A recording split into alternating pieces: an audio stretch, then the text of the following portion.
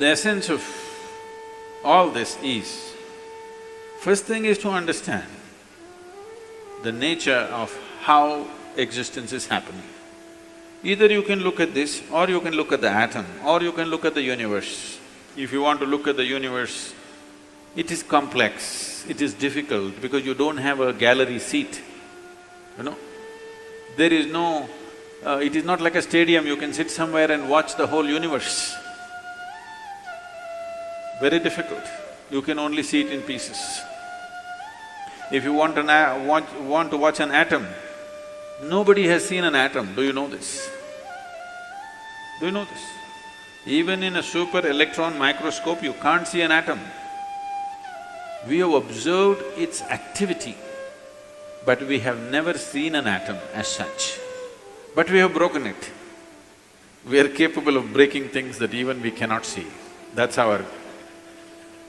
we are very proud of this these days. We can break anything.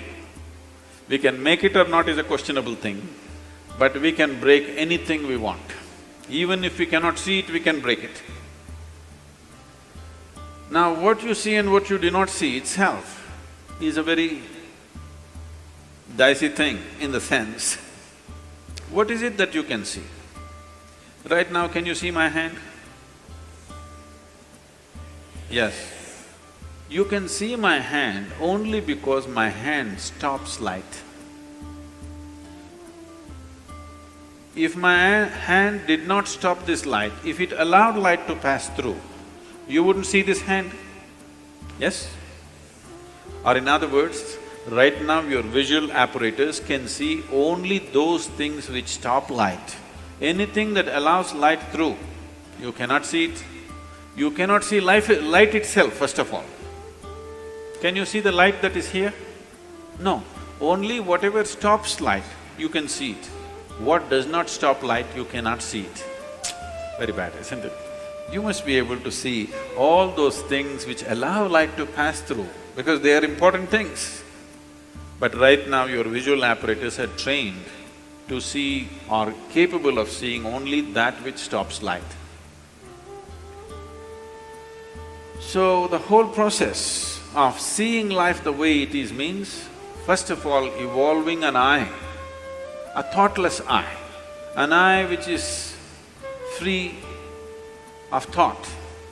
When I say free of thought, it is free from the taint of memory. Right now, these two eyes are heavily loaded with memory. So you can see this. If you see a group of people like this, if you just casually look like this, among these hundreds of people, if there is one face that you're familiar with, you will see suddenly that face sticks out. Have you noticed this? Have you noticed this? You're going in a street, there are 100 people standing there. Your friend is among that. If you look here, just this friend's face is more clear than the rest of the faces, because this eye works with memory. The more memory you have, the better it sees. No memory, it cannot see. Memory means an accumulated past. Memory means information. Memory means that which does not exist but acts out as if it does. Memories are more real than reality, isn't it so? Yes or no? See, I want you to understand, everything in your life is run by memory. Not just your computer stick, everything in your life. When I say memory, not just what you carry here, your very body is a body of memory. Why? If you eat a banana, it becomes a masculine body, and if she eats a banana, it becomes a feminine body, is simply because of the memory that it contains, isn't it? The information that is stored in this body and that body is different. Same banana, it becomes a man, same banana, it becomes a woman. Yes or no? Huh? Are you eating different types of bananas? Same thing, same food if you eat, it is becoming one way. In one person it is becoming dark skin, in another person it's becoming fair skin. How? The memory that you carry. Do you remember your great-great-great-great-great-grandfather? You don't. But his nose is sitting on your face.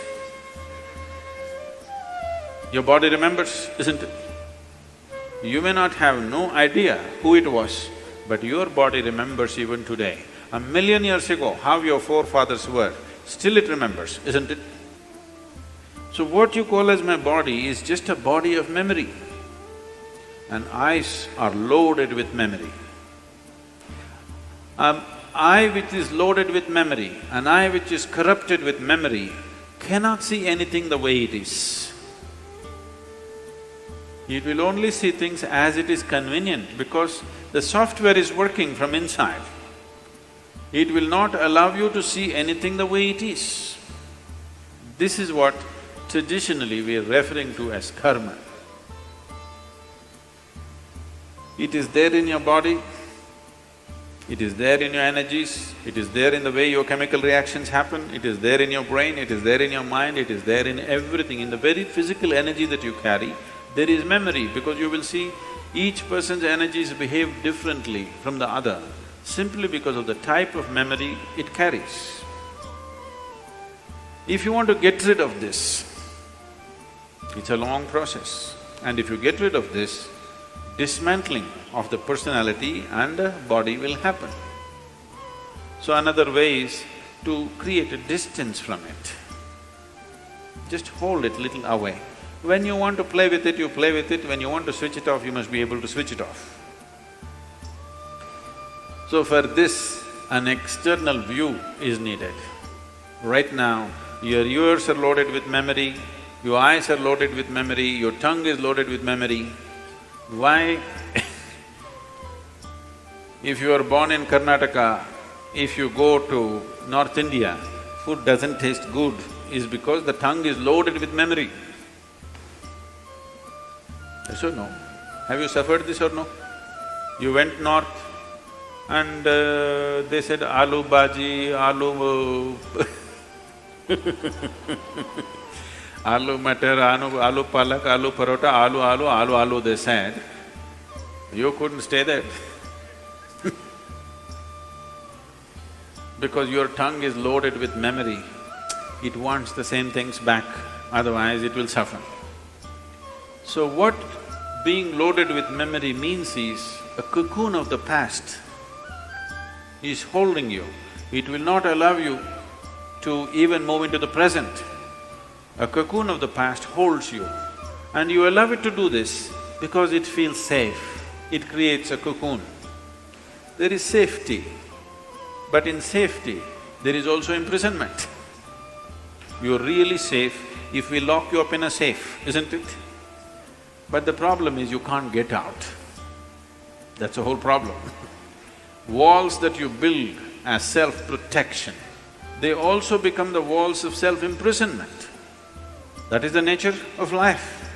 If you lock yourself from inside or outside, it's the same thing. As long as you do not open the door, whether somebody locked you from outside or you locked yourself from inside, there is no difference. Anyway, you're imprisoned, isn't it? At least somebody locked you from outside, you can at least complain and scream. You locked yourself from inside, you can only be depressed. You cannot even scream. At whom will you scream? So this process of what we are looking at is the memory imprints itself on all levels, right up to the elemental level. From the 5 elements which function here, from just after that, memory's work starts. So when we utter the word karma, it is not one simple formula, or it's not, people are saying theory of karma. We are not talking about any theory. We are referring to a certain reality. Karma means memory, action and memory. Past action exists only in the form of memory, isn't it so? Yes? Memory, not just what you carry here. Every cell in the body carries its own memory. Why one atom behaves differently from another atom? Though the same ingredients is, it has a memory. A hydrogen atom has one kind of memory, oxygen atom has another kind of memory.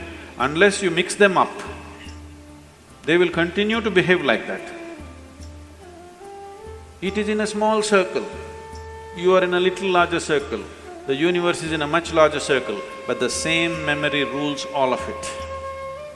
So when we said karma, we are not talking about some concept or philosophy, we are referring to a certain reality which is finding manifestation as who you are. The very shape of your body is because of memory. If a bird eats a mango, it becomes a bird. If a worm eats a mango, it becomes a worm. If you eat a mango, you become a human being. Same mango, how many things it's doing, depending upon what kind of memory it carries, isn't it?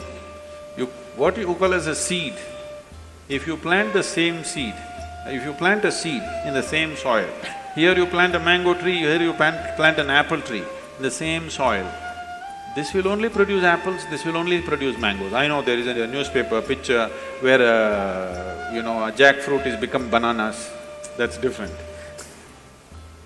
Yes? You saw this? Are you all from Bangalore or Devanahalli?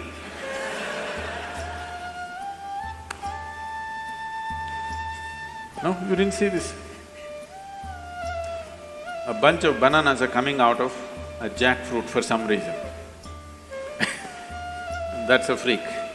And that's happened because of some mix-up. We don't know who did the mix-up. But essentially, if you… in the same soil, if you plant an apple seed and a mango seed, this will only produce apples, this will only produce mangoes, because seed is a certain amount of memory, isn't it? Whether it is a seed of a plant or your father's seed which enters your mother's womb, it is just memory and memory and memory, isn't it so? This is karma, and this goes right back, right up to the elemental level, everything is memory. Only the pure element is free from memory. So the idea, when we're starting off Bhutesha, because that's the most important thing, that he mastered the elements, that's why we bow down to him, because he mastered the elements, he has an eye which has no memory, a taintless eye which sees everything just the way it is. So yoga essentially means developing an eye which is not contaminated by memory, which simply sees. It does not see things the way your memory perverts it, it simply sees everything the way it is. This eye will see those things which do not stop light. Right now, these two eyes can only see what stops light. If you start seeing something that does not stop light, that means another dimension of the eye is beginning to function.